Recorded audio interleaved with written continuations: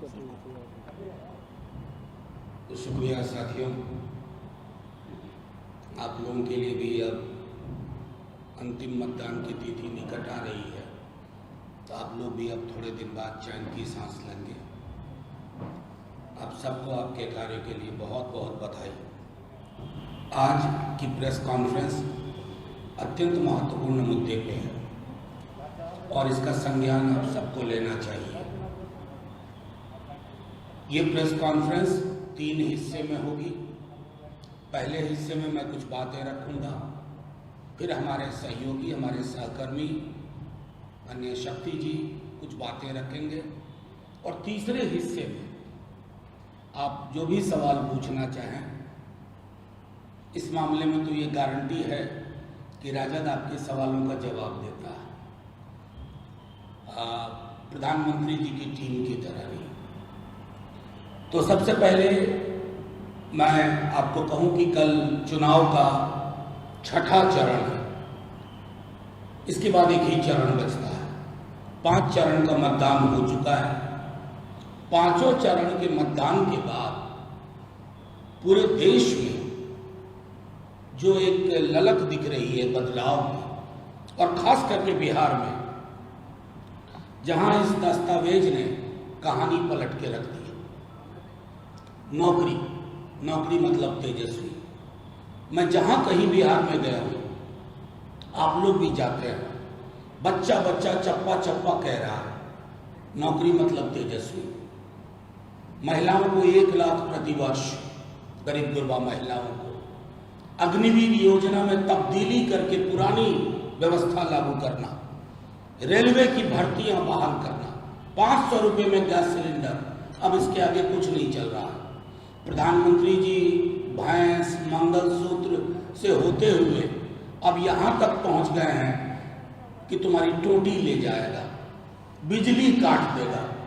दुनिया में किसी भी देश के चुनाव में आप वहां के बड़े नेताओं को कभी ये कहते हुए नहीं सुनेंगे कि टोटी काट लेगा, टोटी ले जाएगा, लोटा ले जाएगा, मंगलसूत्र छीन लेगा, भैंस खोल ले जाएगा।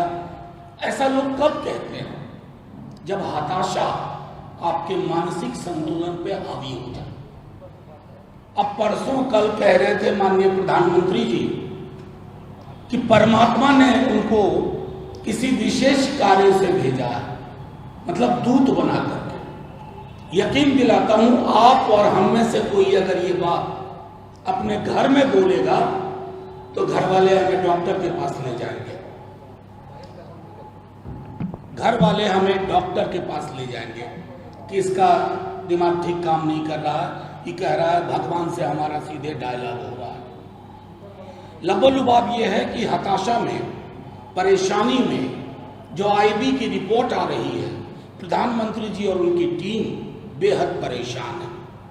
अब उस चक्कर में जब विश्लेषकों ने लिखना शुरू कर दिया तो अपने एकाध लोगों को प्लांट कर दिया, बीसीओ इंटरव्यू हुए। खैर, वो उनका है, उनका काम, उनका मिजाज, वो जाने। मेरा आज के संदर्भ में आपके समक्ष एक महत्वपूर्ण पहलू है पर बात रखना चाहता हूं। प्रधानमंत्री जी बार बार बिहार आ रहे हैं, तेजस्वी जी ला रहे हैं और वो आ रहे हैं। तो हुआ यूं कि अब वो प्रशासन के अधिकारियों से भी बात करने लगे हैं, गृह मंत्री जी बात करने लगे हैं, हर तरह की चीज, मतदान से लेकर मतगणना तक। बाकी विस्तार में शक्ति भाई बताएंगे, लेकिन हम अधिकारियों से कहते हैं कि डरिए मत, किसी दबाव में मत आइए। ये किताब आपकी सर्विस बनाता है, आपकी सेवा शर्तें इसी से उत्पन्न होती हैं। इस किताब के अलावा दबाव लेना हो तो इस किताब का लीजिए, किसी व्यक्ति का नहीं, क्योंकि व्यक्ति अर्श से फर्श पर आने वाला है और अर्श से फर्श पर आने वाले व्यक्ति की बात की दबिश में अगर आप कोई ऐसी कार्रवाई करते हैं इधर उधर करने की, तो सचेत हो जाइए।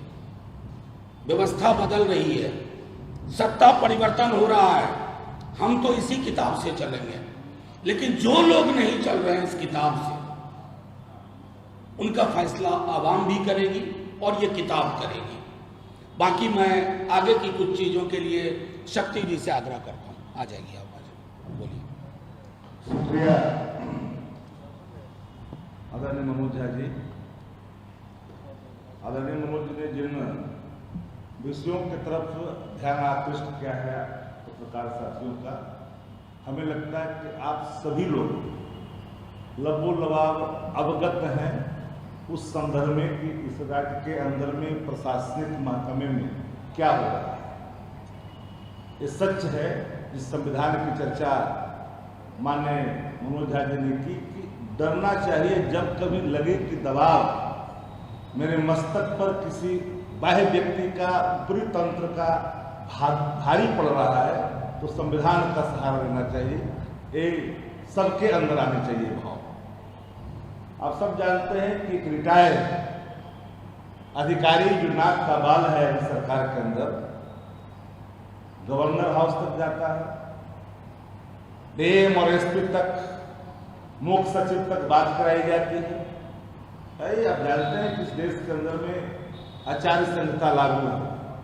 बावत भी अगर सरकार के उच्च अधिकारी जाकर करके रात में मिलते हैं और मिलकर करके प्रशासनिक महकमे में हस्तक्षेप लगातार अगर करते हैं, तो ये एक पूरी तरह से हमारा अपना मानना है कि दुर्भाग्यपूर्ण है।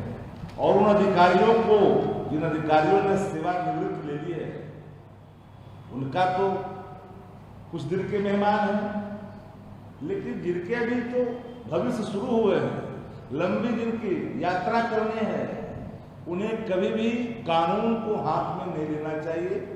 कानून अगर हाथ में लीजिएगा तो कानून के हाथ लंबे होते हैं। कानून कभी आपको अंतिम पद तक आपका पीछा नहीं छोड़ेगी, और कानून के शिकंजे में कानून से छेड़छाड़ करने वालों को आना ही पड़ेगा। और मैं एक सब आप तो क्योंकि जिनके सानिध्य में रहते हैं आपको पता ही है, और हम लोग सरकार में जो लोग रहे हैं, हम लोग के पास भी कहीं न कहीं फीडबैक होता है। जो लोग अभी नए नए आए हैं सरकार में, और जो लोग सरकार लंबे समय तक चलाए, तो उनको अनुभव है। हर अधिकारियों का कहीं न कहीं फीडबैक खुल करके सामने आ ही रहा है। कौन नहीं जानता है वो कौन व्यक्ति है जिसके दबाव में क्या हो रहा है? कौन है सेवानिवृत्त व्यक्ति? एक व्यक्ति जानता है बिहार का? कौन है जो राजभवन जा रहा है?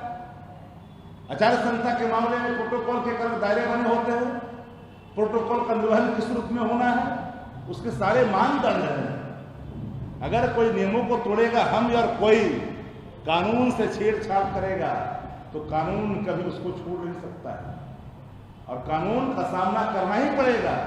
सेवानिवृत्ति के बाद अगर कोई समझते हैं कि हम किसी के सानिध्य में जाकर के हम हस्तक्षेप करेंगे, मैं तो पूरी तरह से स्वतंत्र निष्पक्ष बिना हस्तक्षेप के हम हर चुनाव के पक्षकार रहे हैं।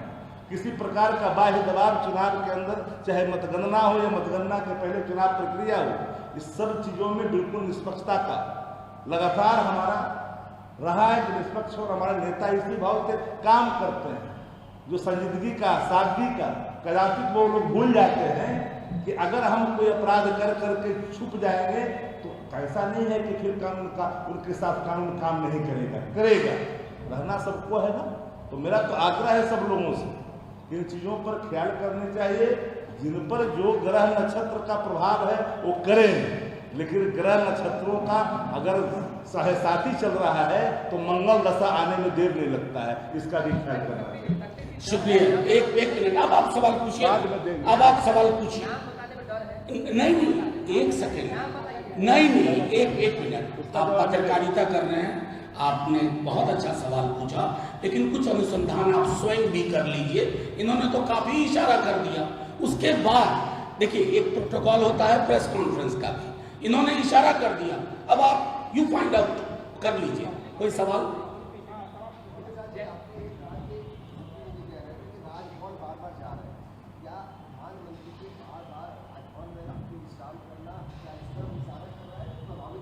नहीं, देखिए मैं एक बात साफ तौर पे कहूं, शक्ति जी ने काफी स्पष्टता से कहा, एक अधिकारी का नाम लिया।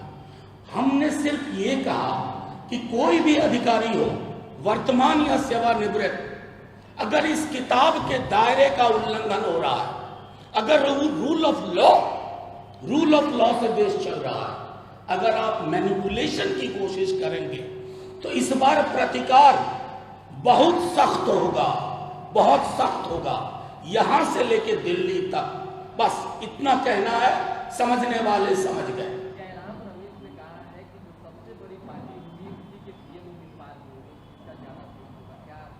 इसमें क्या हम बुरा मान जाएं? अरे बैठ के निर्णय होगा। एक आत्ममुग्ध व्यक्ति के बदले एक सामूहिक चिंतन का प्रतीक होगा। एक ऐसा व्यक्ति नहीं जो आप चुनाव के आखिरी चरण तक बोलता है परमात्मा ने मुझे भेजा है। मैंने पहले ही कहा था, अगर आप ये बात कह दें, हम ये बात कह दें, हमारे परिवार के लोग हमें डॉक्टर के पास ले जाएंगे। मनोविज्ञान में एक बीमारी है, डिल्यूजन ऑफ ग्रैंडियोर, वो उससे ग्रसित हैं, डिल्यूजन ऑफ ग्रैंडियोर। और मैं समझता हूं कि उनको बेहद आवश्यकता है आत्मचिंतन करने की, कि भैंस, मंगलसूत्र, टोटी, बिजली काटना और अब परमात्मा ने भेजा है। दुनिया में किसी भी देश में वहां के प्रधानमंत्री या राष्ट्रपति के चुनाव में इतनी गरिमा विहीन भाषा का इस्तेमाल पहले कभी नहीं हुआ।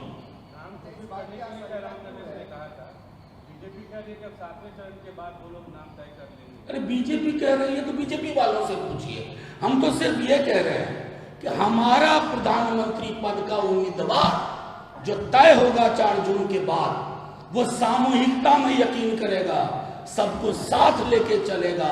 एको हम द्वितीय नास्ती वाली बात नहीं होगी। हमें तानाशाही नहीं चाहिए, हमें लोकशाही चाहिए। एक आत्ममुक्त व्यक्ति नहीं चाहिए, एक ऐसा व्यक्ति चाहिए जो गरीबों के दर्द को समझे, किसानों पे गोलियां न चलवाए, ऐसा व्यक्ति चाहिए। आरक्षण को लेकर बात क्या सकता है कि आप सीधे तौर पे नाम नहीं ले रहे, कोई अधिकारी प्रभावित कर सकता है, किस स्तर तक प्रभावित कर सकता है जब 5 चरण? नहीं, एक मिनट, मेरे बगल में शक्ति सिंह यादव है, विधानसभा का चुनाव इन्हें 12 वोट से हराया गया। आप सब जानते हैं ये बात, पूरे दिन इनके जीतने की खबर आपके टेलीविजन में चल रही थी पूरे दिन, और मध्य रात्रि को इन्हें हरा दिया गया। ऐसे लोग बैठे हुए हैं, ऐसे लोग हैं इस व्यवस्था में, बस उनको आगाह कर रहे थे। क्योंकि सच ये है, अगर आप गौर से देखिए, तंत्र उनका, मंत्र उनका, षड्यंत्र उनका, शासन उनका, प्रशासन उनका, हमारा क्या? ये किताब संविधान भारत का। आरक्षण को लेकर लगातार बीजेपी ये कह रही है कि आपको SC, ST और OBC का आरक्षण खत्म करना है।